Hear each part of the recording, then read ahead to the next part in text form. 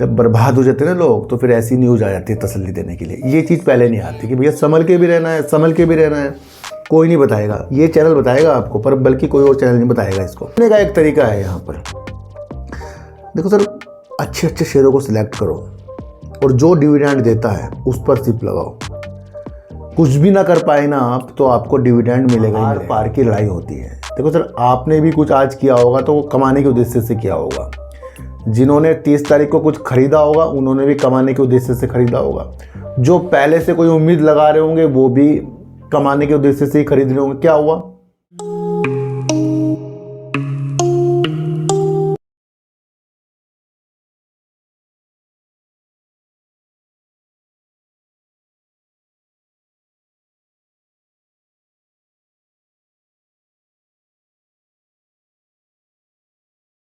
नमस्कार, मैं स्वागत करता हूं आपका अपने ही चैनल पर जिसका नाम है सार्थक बाजार से। आज हम करेंगे बजट के बारे में बात। और तेजी आते आते ही, यानी कि शेयरों के अंदर, मैंने कल भी आपको कहा था कि शेयरों के अंदर उम्मीद है, और वो क्यों उम्मीद थी इसके ऊपर हम आगे बात करेंगे। लेकिन तेजी आते आते ही बीच में कुछ ऐसी चीज़ जो है निर्मला सीतारमण जी ने, हमारी फाइनेंस मिनिस्टर ने कर दी, जिसके अंदर STT यानी कि सिक्योरिटी ट्रांजैक्शन टैक्स के अंदर ना कुछ मामूली सी परसेंटेज बढ़ाई है। पर देखने में ये मामूली सी परसेंटेज लग रही है, बल्कि अगर हम स्थितियों को देखें तो करीब करीब 150% से 50% तक, यानी कि ऑप्शन में 50% और फ्यूचर में करीब करीब 150% का उछाल है इतने से में ही। यानी कि हम कुछ खरीदें तब पैसा जाएगा, बेचे तब पैसा जाएगा, यानी कि हमें कहीं ना कहीं लॉस या प्रॉफिट जो भी चीज़ आ रही हो, हमें पैसा जाएगा ही जाएगा। बस ये समझ कर चले। और बाजार को उम्मीद थी कि कोई टैक्स के ऊपर कुछ सरकार कुछ करे, और इसके बाद से तो बाजार के अंदर ऐसी रैली बनी जहाँ पर बड़ी प्रॉब्लम का विषय आपको देखने को मिला। दूसरी बात करेंगे कि किस किस चीज़ के ऊपर अब हमारी नज़र रहनी चाहिए, यानी कि जिस जिस सेक्टरों के ऊपर चीज़ें की गई हैं उस पर नज़रें रहनी चाहिए। दूसरा, रेलवे के ऊपर महीने से ही चीज़ें आपके सामने आ रही थी कि रेलवे के शेयरों में फोकस कर लीजिए। मैंने आपको एक चीज़ कहा था कि जब कोई इवेंट होता है वहाँ सबके सब लोग अपने कमाने के उद्देश्य से देख रहे हैं कि बजट आने वाला है, चुनाव होने के बाद जो गिनतियाँ हो रही हैं, किसका रिजल्ट आएगा, तो वहाँ एक ऐसी चीज़ हो जाती है कि भैया ये चीज़ होगी तो बाजार बूम कर जाएगा। पर जब से हम ये चीज़ स्थितियाँ देख रहे हैं, ये हमें होता हुआ नहीं देखने को मिल रहा, बल्कि इसका उल्टा हो जाता है। इसलिए इवेंट की चीज़ें सिर्फ एक दिन की होती है, क्योंकि वहाँ आर पार की लड़ाई होती है। देखो सर, आपने भी कुछ आज किया होगा तो वो कमाने के उद्देश्य से किया होगा। जिन्होंने 30 तारीख को कुछ खरीदा होगा उन्होंने भी कमाने के उद्देश्य से खरीदा होगा। जो पहले से कोई उम्मीद लगा रहे होंगे वो भी कमाने के उद्देश्य से ही खरीद रहे होंगे। क्या हुआ? उल्टा सा हो गया। क्यों? क्योंकि हम कमाने के उद्देश्य से सोच रहे हैं तो बड़े लोग भी कमाने के उद्देश्य से सोचते हैं, तो उनसे हम जीत नहीं सकते। जीतने का एक तरीका है यहाँ पर, देखो सर, अच्छे अच्छे शेयरों को सिलेक्ट करो और जो डिविडेंड देता है उस पर सिप लगाओ। कुछ भी ना कर पाए ना आप, तो आपको डिविडेंड मिलेगा ही मिलेगा। जैसे गेल ने अभी 5 रुपये का डिविडेंड दिया है, उसके शेयर ऊपर जाए नीचे जाए, अगर आपके पास उस कंपनी के 1000 शेयर भी हों और 5 रुपये का वो डिविडेंड दे रहा हो, तो आपके तो 5000 अकाउंट में आने ही आने हैं, और कंपनी भी अच्छी है। इस तरीके से कई कंपनियों को आपको अपने पोर्टफोलियो में सजाना पड़ेगा। बल्कि जो एक दिन की तेज़ी की हिसाब किताब होते हैं, इसके अंदर तो बंदा अधिकतर फंसा हुआ ही देखने को मिलेगा। कभी भी किसी इवेंट को उस उद्देश्य से मत देखें कि मुझे उस दिन बहुत ज़्यादा पैसा मिल जाएगा, कभी मत देखें, क्योंकि यहाँ चीज़ें पलटती जाएगी। भैया यहाँ नियमों पे नियम आ रहे हैं। अभी मैंने आपको कहा था ना, अभी मैंने वीडियो बनाई थी, कल ही बनाई थी, और मैंने कहा था मुझे क्यों उम्मीद लग रही थी थोड़ी बहुत तेज़ी की। देखो सर, मैं इसलिए बता रहा था कि एक तो BTST है, जो यानी कि जिन्होंने 30 तारीख को कुछ चीज़ें खरीदी होंगी वो आज नहीं बेच सकते। उम्मीद ये थी, इससे उम्मीद ये लग रही थी कि जिन्होंने अपनी, देखो सर क्या होता है कि जब कुछ इवेंट होता है उससे पहले बहुत बाइंग हो जाती है एक दिन पहले। अब उसको मना कर दिया कि वो बेच नहीं सकते, यानी कि वो अपना प्रॉफिट बुक कर ही नहीं सकते। अधिकतर तो भैया अगर बजट में तेजी आएगी तो क्या होगा, उनको प्रॉफिट बुक तो कर नहीं पाएंगे वो, तो क्या होता, इस उपलक्ष्य में बाजार ऊपर जाता और जा भी रहा था ऊपर। चेक भी कर लेना आप। मैं आपको फिर बता रहा हूँ, मैं निफ्टी बैंक निफ्टी की बात नहीं करता यहाँ, मैं शेयरों की बात कर रहा हूँ। अब चेक करना, सुबह के टाइम मुझे भी प्रॉफिट ही थे, मतलब आ रहा था ना, वो चल रही थी गाड़ियाँ उसकी। पर जब 30 तारीख वाले आज नहीं बेच सकते तो इस उपलक्ष्य में लग रहा था कि जो एक बाइंग तो हो पड़ी है, बड़ी तगड़ी बाइंग हो रखी होगी शेयरों में, जब वो बेच नहीं पाएंगे तो क्या होगा, और उसके अंदर कुछ और बाइंग होगी, तो वो ऊपर की तरफ जा रहे थे शेयर। हुआ क्या, धाड़ देने गिर गया। क्यों? क्योंकि हमारे सामने ही आया कि BTST में वो 30 वाली चीज़ बेच नहीं सकते। पर मैं आपको बताऊं, वो बिक रही थी आज, वो चीज़ें बिक रही थी आज, क्योंकि मैंने नहीं बेचा, मैंने अपने किसी जानने वालों का, मैंने एक चीज़ बेच कर देखो जो आपने 30 को खरीदी है, तो उन्होंने बेचा, बिक गया। तो यानी कि कुछ ना कुछ जो नियम आते हैं उस पर चीज़ें नहीं हो रही है पूरी, फिर आप क्या अंदाजे आगे के लगा लेंगे, है ना।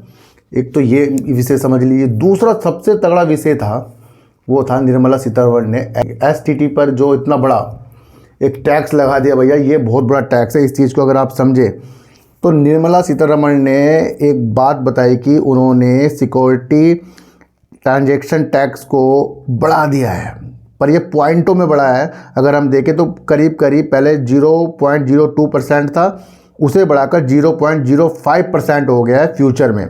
कहने को ये आपको लग रहा है, ये कहने को आपको लग रहा है कि पॉइंटों में है, बल्कि इससे अगर स्थितियाँ देखें तो 150% का ये टैक्स बैठता है। अगर हम ऑप्शन की बात करें तो करीब करीब जैसे पहले 0.1% था, तो अब 0.15% हो गया, यानी करीब करीब 50% की वृद्धि यहाँ हो गई है। तो यहाँ उठा पटक जो है इस कारण से भी, और देखना इसे करते ही जितने में बड़ी गिरावट आपको देखने को मिली है, पूरा बाजार ही गिर गया इससे आप समझे तो। सीतारमण ने फ्यूचर और ऑप्शन ट्रेडिंग पर टैक्स बढ़ाकर बड़ा कदम उठाया है, शेयर बाजार धराशायी हो गया है। पूरी जानकारी देखें। देखो सर, ये जो स्थितियाँ होती हैं, अब बनता करे क्या, एक तो वो इतना लॉस ले बाजार से, ऊपर से उस लॉस के ऊपर भी वो टैक्स दे, प्रॉफिट तो कम ही लोगों को आ रहा है। तो बहुत अलग विचित्र ये बाजार है जहाँ पर रिटेलरों को कमाने के मौके ही नहीं मिल रहे हैं। तो छूट तो क्या मिलेगी, जो उम्मीद लगा रखा था उल्टा चीज़ें हो गई हैं यहाँ पर। तो एक सबसे बड़ा ये कारण है। पर ये क्या होता है भैया, ये कारण 1-2 दिन के होते हैं। जितनी भी चीज़ बाजार के अंदर एक दिन में होगी और वो उस वक्त इफेक्ट डालती है, तो वो 1-2 दिन की स्थितियाँ होती हैं, वो ज़्यादा दिन की नहीं चलती। जो चीज़ होगी तो होगी फिर। अब उसके बाद क्या, उसके बाद जैसे GST लगी थी, वो हो गया, फिर बाद में हटाया इन्होंने, उसके हटाने के बाद कुछ भी नहीं हुआ, लगाने टाइम में हो गया था।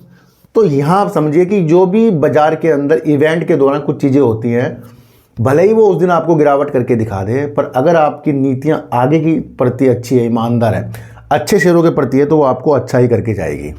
तो एक कारण बाजार के अंदर ये था। दूसरा कारण मैंने आपको पहले बता दिया है।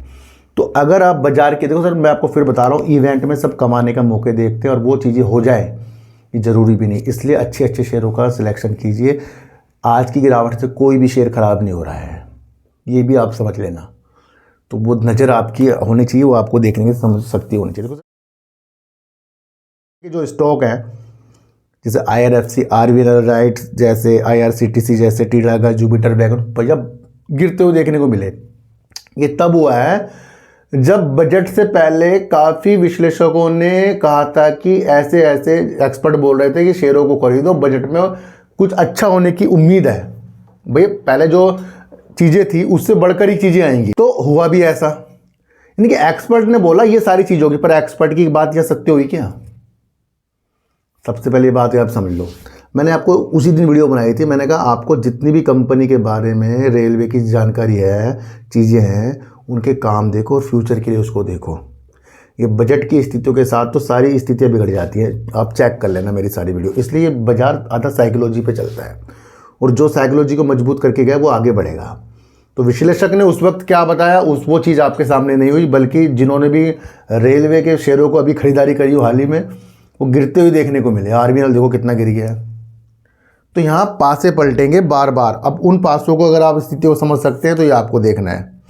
देखो सर, बजट में अब थोड़ा सा ये सुनना, बजट 2026, विश्लेषकों और उद्योग जगत के जानकारों ने गौर किया कि भारतीय रेलवे ने वित्त वर्ष 2026 के लिए आवंटित 2,52,200 करोड़ रुपए के पूंजीगत व्यय जो करा गया था उस वक्त, उसका 80% से अधिक हिस्सा दिसंबर 2025 तक पहले ही उपयोग कर लिया गया है। ये छोटी सी चीज़ लग रही है आपको। देखो किसी चीज़ के लिए बजट बनाया इतने लाख करोड़ का,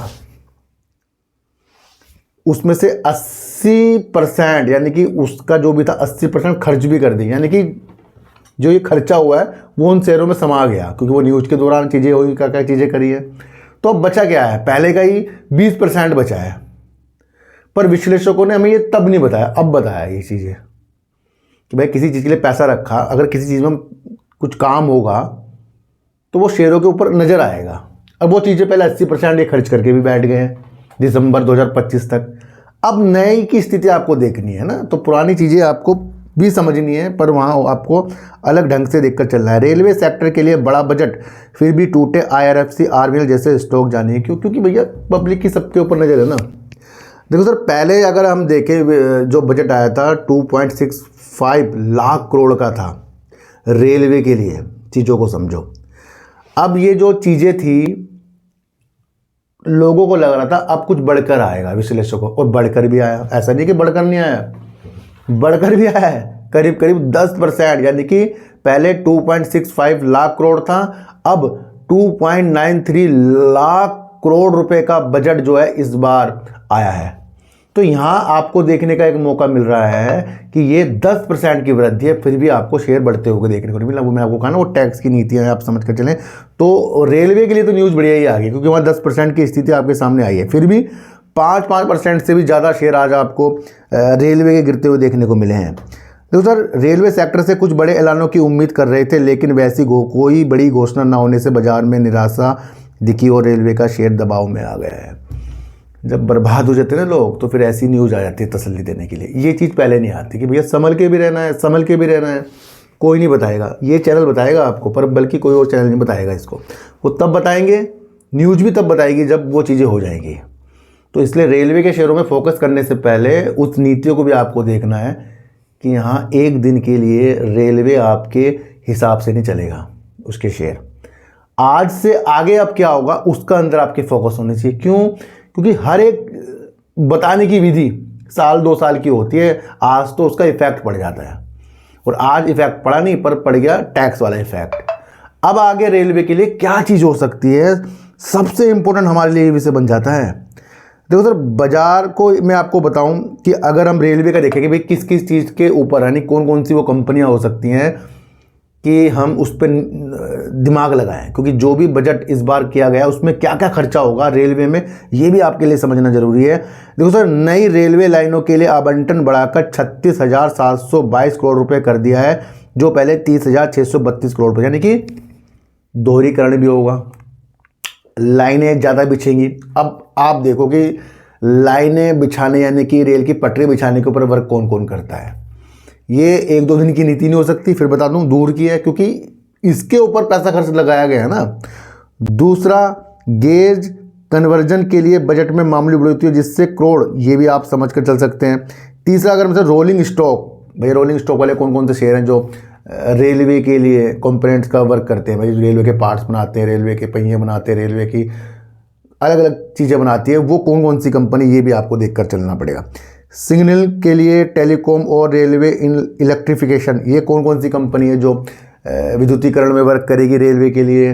सिग्नल के लिए वर्क कौन करती है, अब संचार के लिए कौन वर्क करती है, ये सारी कंपनी आपके सामने है, इसको आपको देखकर चलना पड़ेगा। तो ये वो विषय है जहाँ पर आपको रेलवे को अब आगे की नीतियों के साथ इस तरीके से देखना पड़ेगा, है ना। तो ये सारी नीतियाँ होती हैं जहाँ आपको बहुत अलग तरीके से चीज़ें देखने को मिल रही है। सर, अब बजट आ गया, और बजट में आगे क्या चीज़ आपको देखनी है। अब ये तो रेलवे की बात करी हमने, अब किस किस चीज़ के ऊपर बजट में फोकस किया गया। 10,000 करोड़ रुपए का बायो फार्मा शक्ति मिशन, यानी कि केंद्र सरकार ने बायो फार्मा शक्ति योजना के जरिए देश में ही बायोलॉजिक दवाएं बनाने का फैसला लिया है। इस योजना पर 5 साल में 10,000 करोड़ रुपए खर्च होंगे। तो यहाँ पर आप फार्मा की तरफ भी चीज़ें देख सकते हैं। दूसरा, सेमीकंडक्टर मिशन 2.0, तो ये भी आपको समझकर चलना पड़ेगा। यहाँ पर सेमीकंडक्टर के ऊपर आपकी नज़र रहनी चाहिए। इलेक्ट्रॉनिक्स घटकों पर व्यय बढ़ाकर 40,000 करोड़ रुपए कर दिया। इलेक्ट्रॉनिक्स के ऊपर कौन वर्क कर रहा है, वो आप समझ लेना। 4 राज्यों में दुर्लभ पृथ्वी गलियारे, यानी कि पृथ्वी के अंदर से जो भी चीज़ें निकलती हैं, जैसे अभी चुंबकीय की शॉर्टेज ज़्यादा है हमारे देश के अंदर, अलग अलग जो भी खनिज पदार्थ है उसके ऊपर भी फोकस है। तीसरा फोकस है 3 नए केमिकल पार्क बनाए जाएंगे, तो आपको केमिकल सेक्टर के ऊपर स्थितियों को देखना है। पूंजीगत वस्तु और कंटेनर निर्माण को बढ़ावा देना है। अब आप देखो कि कंटेनर के ऊपर कौन कौन सी कंपनियां वर्क करती है। तीसरा अगर आप देखें तो वस्त्र उद्योग यानी टेक्सटाइल। तो ये वो सारी विधियां हैं जिसे आपको समझना है। अब इसके ऊपर आपको फोकस करना है। रेलवे के लिए आगे के लिए क्या क्या चीज़ें हो रही हैं उस पर आपको फोकस करना है। आज जो भी गिरावट उछाल जो भी आपको देखने को मिले वो एक दिन की नीतियाँ है, आगे की नीतियाँ आपको डिसाइड करनी है। इसलिए एक दिन से पूरे फ्यूचर खराब हम नहीं कर सकते अपना, ये आप समझ लेना। एक दिन से गिरावट से उछाल से अपने पोर्टफोलियो को हम नहीं समझ सकते, ये आप समझ लेना। जितने भी लोग आपको कुछ कुछ वायदे कर दें कि आगे इस सेक्टर में तेजी आ सकती है, उसमें आ सकती है, इसमें आ सकती है, तो आज ये स्थिति भी आप समझकर चल सकते हैं। इसलिए चीज़ों को समझने में ज़्यादा टाइम लगाइए। वो चीज़ें बिल्कुल भी नहीं होती जो सब चीज़ वो लोग देख रहे हैं। सबसे पहले आप ये समझिए। तो हर एक बाज़ार के मोड़ को आपको आगे बढ़कर समझना पड़ेगा। सबक ले लीजिए, आगे कोई भी इवेंट आए उसमें आपको संभल कर रहना है। कुछ भी बाज़ार के अंदर हो रहा है उस विधि को आपको ज़्यादा से ज़्यादा समझना है। आज की वीडियो आपको कैसे लगी एक और मुझे ज़रूर बताना। किसी को भी खरीदने बेचने की नीतियाँ मेरे चैनल पर बिल्कुल भी नहीं है। मेरा कोई टेलीग्राम कोई व्हाट्सअप ग्रुप नहीं है और ना ही आज तक मैंने बनाया है। तो आज की वीडियो आपको कैसे लगी, बनाया तो सर चींटी को आटा दीजिए, गाय को रोटी दीजिए और अपने बच्चों को ज़्यादा से ज़्यादा प्यार कीजिए, क्योंकि बच्चे ही आपकी मासूमियत से किस्मत पलटेंगे। तो फिर मिलेंगे आपसे नई वीडियो के साथ, जब तक के लिए नमस्कार।